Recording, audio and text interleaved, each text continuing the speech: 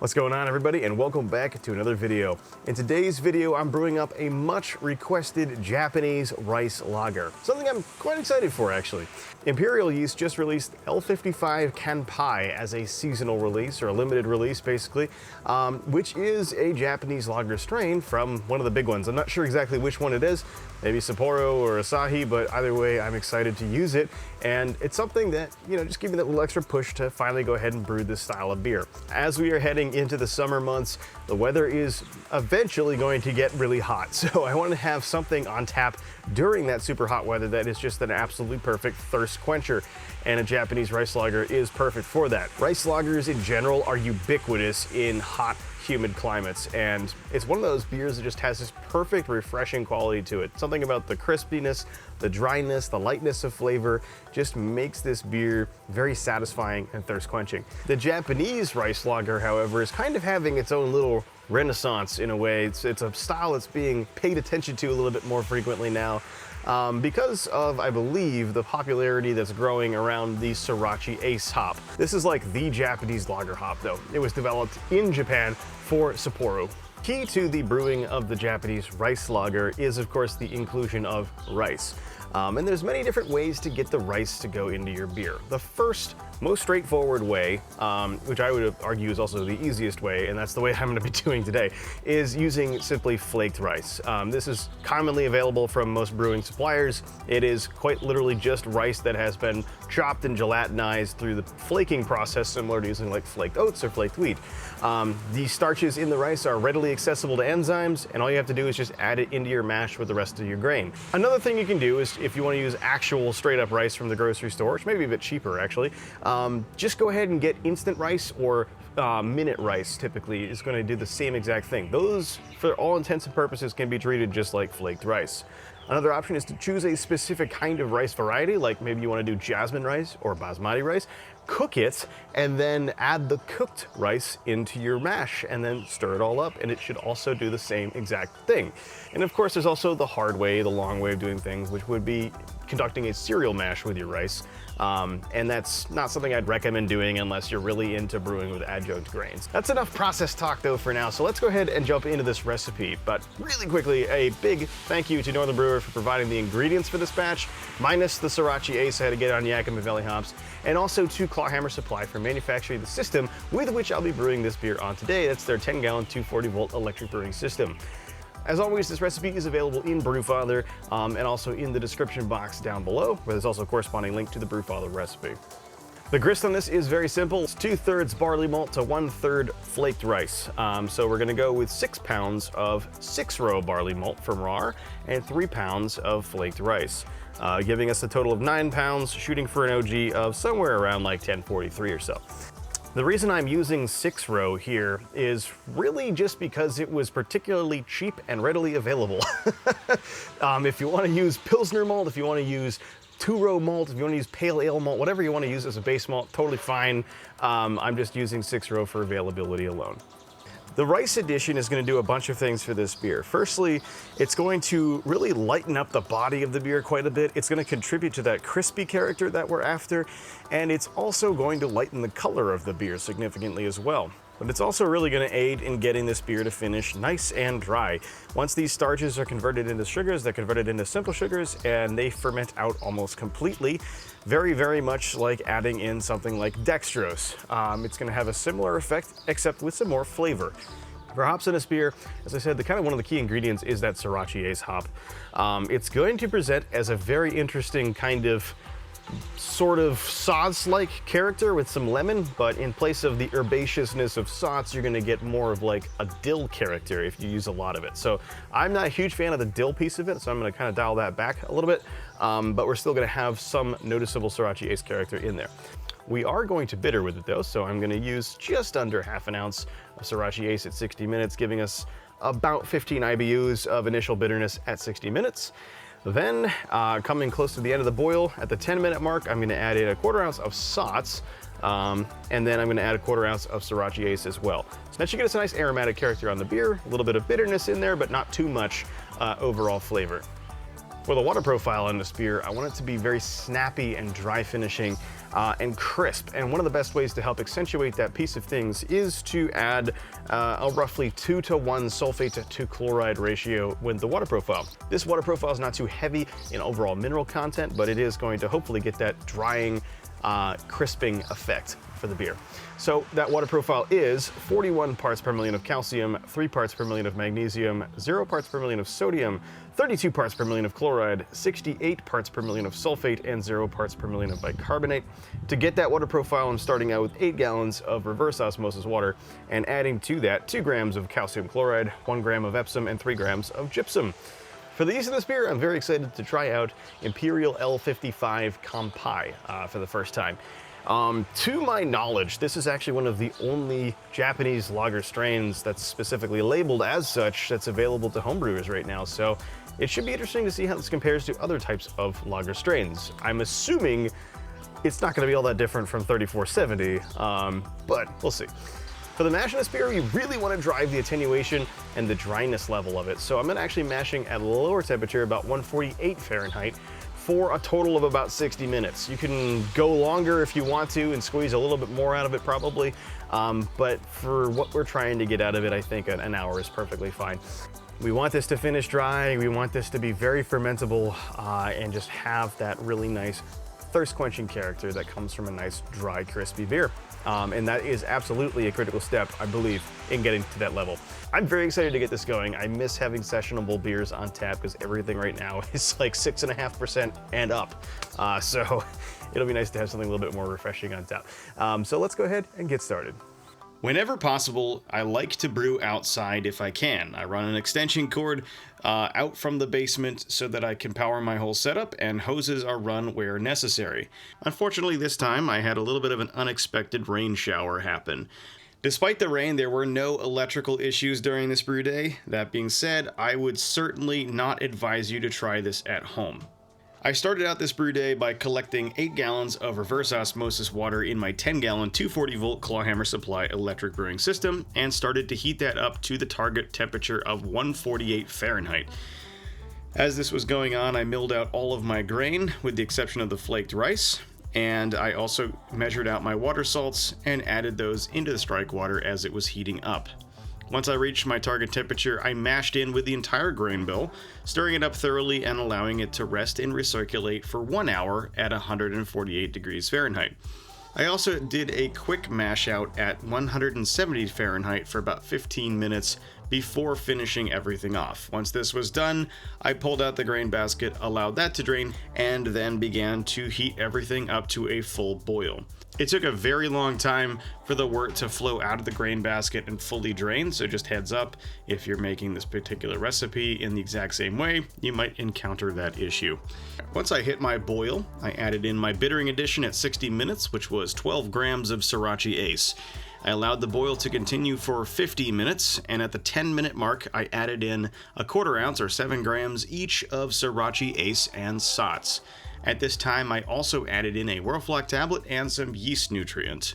I continued the boil for 10 more minutes before ending it, chilling in a single pass through my counterflow chiller, routing the hose through the basement window and down into my Spike CF5. I used the chilling coil with some glycol to further chill everything down to my pitching temperature of 55 degrees. And at this time, I pitched in my 1 packet of Imperial L55 Kanpai. I pulled an original gravity measurement and found it to be on target, maybe 1 point low, at 1042, which all in all made for a pretty great brew day. All right, so now let's talk about the fermentation on this beer. First of all, Japanese lager strain, L55 Kanpai. From what I could find out about it, it is essentially a high-performing, very attenuative, and also high flocculating lager strain. I don't know too much else about it other than that. That being said, considering L55 Kanpai is a seasonal strain, it's not gonna be here forever. And it's probably gonna be relatively hard to get your hands on, especially if it's got a high demand behind it. So I want to absolutely recommend SAF Lager W3470 as a good alternative yeast. Not only is that a dry strain, but it's also widely available from across many different manufacturers. You know, for example, it's WLP830, it's yeast 2124, and it's also Imperial Global. It is the most common lager strain in the world, and it has that high-performing, highly attenuative character that you're after for this particular beer. Not only that, but it's also very temperature friendly. You could ferment with this lager all the way up into the high 60s, even low 70s if you feel like it, and it will still get the job done very, very cleanly. At the end of the day, what you are after is a beer that is extremely well attenuated, crisp and clean and neutral with the flavor profile, at least from the yeast. That tells me 3470, that tells me Lutrikivike if you're fermenting it on the cooler side. If you want a little bit more malt character behind your beer, then consider maybe using like L17 Harvest from Imperial, the Augustina strain, or WLP860 from White Labs. Those will still push the malt a little bit more than 3470 would, or I'm assuming more than this Kanpai strain would. But regardless, the thing here is just to make sure that you're getting it dry and crispy. And that also involves trying to take some time to get this thing lagered. I am gonna find this beer with some gelatin, first of all. That does speed the process up. It helps it clarify nice and quickly. And it does, I think, accelerate the conditioning a little bit as well. But you do need to let it sit in the keg if you can at cold temperatures for a few weeks. It does help quite a bit. It does change the character of the beer, and it does get you that crispiness that you're after. For the record though, there's nothing wrong with drinking a young lager. It's just, I'm telling you that the character will be different and decidedly more crispy the longer you let it sit at cold temperatures. The easiest way to do this is by just putting it in a keg as soon as you package it, as soon as it's finished the fermentation, and put it in a kegerator and let it sit there at cold temperatures for several weeks before you actually start drinking it. It doesn't take that much effort to do this, and it does pay off quite a bit. So that's everything you need to know about alternate yeasts and the fermentation process, but really quickly I want to mention one cool thing I read about online doing a little bit of research for this particular beer style. I came across a pretty cool concept that really dives deep into the Japanese side of this beverage. Highwire Brewing has experimented with adding koji into their Japanese rice lager. Koji is like a mold or a fungus essentially that helps to get the characteristic flavors of things like soy sauce, miso, sake, all of these really rich umami-like flavors, and it's a big component to that. Now I'm not using it in this case, but maybe in the future we will. But if I was, I would be adding it into the fermentation. It's not gonna ferment anything on its own, but what it's gonna do is it's gonna act like a amylase enzyme almost. It's going to break down further starches that the yeast are not going to already readily ferment, and it's going to make them available as sugars for the yeast to continue the fermentation. So you get this extra drying effect out of it along with the flavor contribution as well. Could be an interesting thing to look into, and if you have done this yourself, please let me know down in the comments below. Anyway, just to recap, what I'll be doing here is I'm going to be fermenting this one with Imperial L55 Kanpai, and I'll be fermenting it at a straight and steady 55 degrees, probably for about 10, maybe 14 days. It's a relatively low gravity lager. It's not going to take that long to get done. Once it is completely finished fermentation, I will transfer it off into the keg and I will let it sit and lager in the keg for probably 2-3 weeks in the back of my kegerator. Shortly after that, I'll get it carbonated up to a nice high level, a nice, good, expressive carbonation. I think is gonna be good for this style, especially considering it's probably gonna have really crappy head retention. Either way, I'm really excited to crush this in some hot, humid weather that I know is certainly on its way here to the Northeast. I'll catch you guys when it's all ready, and until then, cheers. For the fermentation of this beer, it went pretty much exactly as expected. No surprises really here. It took off and fermented all the way down to 1004, which is a nice, refreshing, low final gravity, a nice and dry finish there. It took me about 12 days to get to that point. As soon as I confirmed that final gravity measurements, I went ahead and kegged the beer and added some gelatin findings, and then tossed it in the back of my kegerator on some gas for about 3 weeks. That was about the right amount of time to get this thing pouring clear and to start tasting crisp.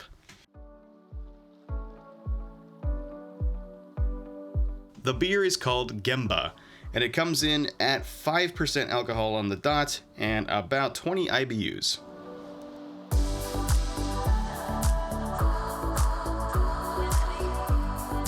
For the appearance of the beer, it pours a really nice, beautiful, clear, pale straw color.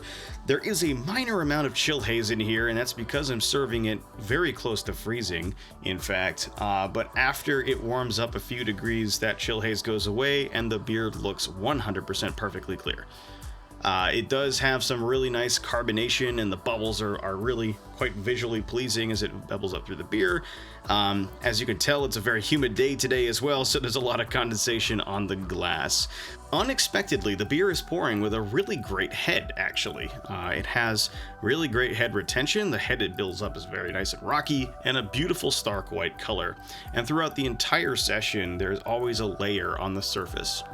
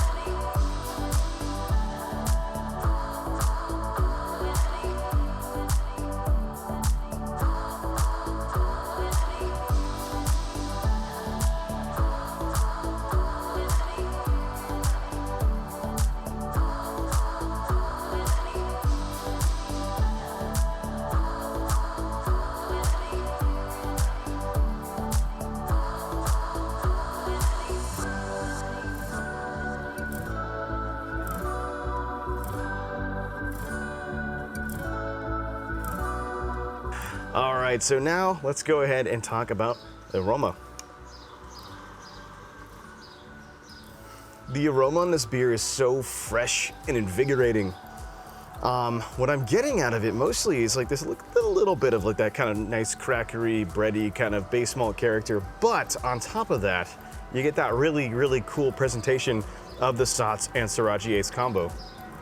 To me, that comes across as a really nice, like lemony character with a little bit of like an herbaceousness on it, but not quite the same as Sots. And we'll get into that in a minute.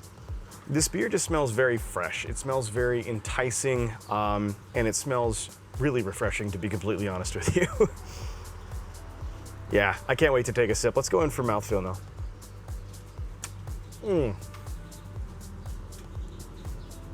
Oh, that is so cold. I'm serving this beer nearly ice cold. My kegerator is at 35 degrees right now, or about 2 or 3 Celsius. Yeah, it's good. This is incredibly refreshing. I nailed that character. Not only does it have that really nice crisp edge to it, just a beautiful snappiness, that really nice mild acidity to kind of accentuate the crispness, but also it's very light in body, and on top of that, the carbonation level is really, really high. If I had to guess, I think I put this up there somewhere around like 2.9 or 3 volumes of CO2. It's pretty carbonated. This does a couple things. Number one, it's gonna help that head retention stick around, but also it's really gonna accentuate that spritziness, that kind of sparkling character that it should have, that really just makes this so much more refreshing in hot weather especially. It's got such a nice light body to it. That's so nice. It's really just amazingly crisp though, and man, it's hitting the spot right now. Like, it is not nearly as hot today as it was yesterday. I tried to film this yesterday. It was 103 degrees Fahrenheit, or about almost 40 Celsius outside, and my camera kept overheating. So I couldn't actually get the filming done yesterday. Today, it's not nearly as bad. It is just as refreshing today as it was yesterday.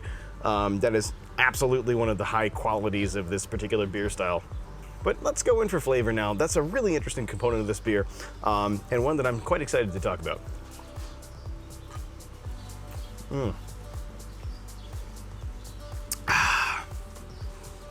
Just so nice. All right, so flavor on this one is light. Number one, overall, it's not a very high level of flavor, but it is an interesting one and a cool one, to be honest. So what I'm getting at first is a nice robust maltiness. You get a good breadiness out of this. The 6 row is certainly making itself known. It's just like any other pale malt, to be honest, but it's got a nice, good, robust brightness to it that is quite welcome in this beer style. But then we transition into this really cool combo of like a nuttiness almost, which I think is 100% due to the rice. It's got this really neat, soft, delicate, kind of nutty flavor that really sits well, especially when combined with the Sorachi Ace, which is giving me that like signature slight note of dill. Lots of lemon on this, of course, as well. And side note, Sots this year for some reason has been super lemony, but when combined with like the dill character with Sorachi, which also throws out some lemon on its own as well, you get this really neat effect. I'm not a huge pickle fan, to be honest with you, but there is something particularly refreshing about an ice cold crunchy dill pickle. And while the dill flavor is not the #1 flavor at all in this beer, it is present when you look for it, and it does aid, I think, significantly in that refreshing quality. I will say, I think the amount of Sorachi Ace in this beer is about as much as I'd be comfortable putting in. Any more than that, and that dill pickle flavor is going to get out of control. And it might start taking away from the beer. But when it's a sum of its parts, it's actually quite tasty and quite refreshing, like I said. There's a nice amount of lemon in this. There's a really nice contrast between the two flavors as well. And it just comes together as a very, very good package overall. Also, as far as the yeast goes, I'm not 100% sure if I'm picking up anything from the L55 Kanpai relative to something like W3470. The fermentation went off without a hitch. There's no fermentation character in it, and it flocculated really well. Outside of that, I can't tell you if there's any sort of Japanese lager components to this that come from the yeast, but I was still excited to try it out nonetheless. To be honest, I've not had an imported Japanese lager in quite a while, but if my memory serves me correctly, this is probably most similar flavor-wise to Sapporo. I do remember Asahi being a lot more malty, I think, and coming through with a lot more malt flavor.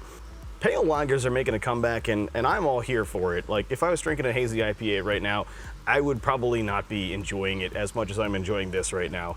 It's cutting through the heat. I'm honestly, like, if I was mowing the lawn or sitting by a pool right now or sitting by the beach, this is what I'd want to be drinking. And I'm normally like a Czech lager, German lager kind of guy when it comes to pale lagers, but this might be my new favorite style of pale lager because it's just so different and so interesting and so refreshing. As far as potential improvements for this beer go, I'm hard pressed to find any for my palate. Maybe adding a touch of Munich malt, maybe like a 1/4 pound to a 1/2 pound of Munich malt to get a little bit more of that kind of maltiness if I'm going for more of like an Asahi style. But outside of that, dude, I can't think of anything. I would be very interested too to find out what happens when you brew this beer style with more attention given to the rice component. So if you added something like a basmati or a jasmine rice, would that do something different here? Or, you know, even just adding in, like I said in the fermentation segment, something like the koji fermentation. I think this would be really fun to pair with an expressive hop like Cascade, Motueka, or, you know, even like Saphir, for example. You could start blending some of these pale lager styles together in really interesting ways. And this is a good candidate for that. I think right now my money would be on Cascade and maybe a little dry hop in there too. There's a lot of things you could do with it. The sky is really your limit when it comes to this stuff. And that's kind of the point of home brewing. So on that note, let me know what you guys do for your Japanese rice lager processes and your recipes. Are they different in any ways? What have you found to really get the nice quintessential character that you're after? And yeah, drop that in the comment section so we can see that. I hope you guys enjoyed this video, found it useful, informative, entertaining even, and if so, just let me know by hitting that like button down below. Don't forget to comment down below, and don't forget to subscribe as well if you haven't already. There's lots more videos like this one. If this is for some reason the first time you're seeing my content, I have lots more videos like this, hundreds in fact, going over grain to glass videos. If you want to support the channel, please consider picking up a t-shirt like this design. You can find this one and plenty of others in the merchandise store, which is linked in the description box down below the video. I also have a Patreon, and my Patreon supporters really are the ones that are helping keep this channel moving. You guys are the #1 supporters of the channel financially, but also you're keeping me motivated to keep doing this. It's tough. YouTube is a really tough business, especially when I've got 2 jobs and a kid. Either way, I'm very grateful for your support. It means a lot to me, and as always, it all goes right back into the channel. I also have the channel memberships and the super thanks option as quick and easy ways to help support me as well if Patreon is not your thing. And then, of course, there's the Amazon store where you can find all of my channel production equipment if you're curious about that, but also a good chunk of my brewing equipment as well. If it's available on Amazon, it's on that store. I'm also available on Instagram and Facebook as the Apartment Brewer. If you want to check out some more frequent social media updates on those sites, you'll get to see what is coming to the channel in the future, which is pretty cool as well, and then just kind of stay up to date with what's going on in my brewing life. Last but certainly not least, if you are still here, thank you very much for watching all the way to the end of the video. That means a lot to me because it tells me that you got something out of it and enjoyed it sufficiently that you're still watching at this point. That makes me very happy, and so therefore this one goes out to you. And until the next one, Kanpai.